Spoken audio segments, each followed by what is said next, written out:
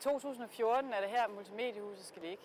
Det bliver Aarhus nye centrum for kultur, viden, læring og ikke mindst et fantastisk byrum for alle byens borgere. Som I kan se bagved, så er kongeskibet på plads.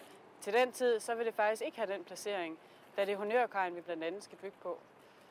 Vi står foran den helhedsmodel for de bynære havnearealer, der er udarbejdet af Knud Fladeland og vedtaget af byrådet. Som I kan se, så er det her domkirken ligger, åen løber ud i havet, og det er så herude, Multimediehuset er tænkt placeret. Det er det, vi kalder den sydlige bastion.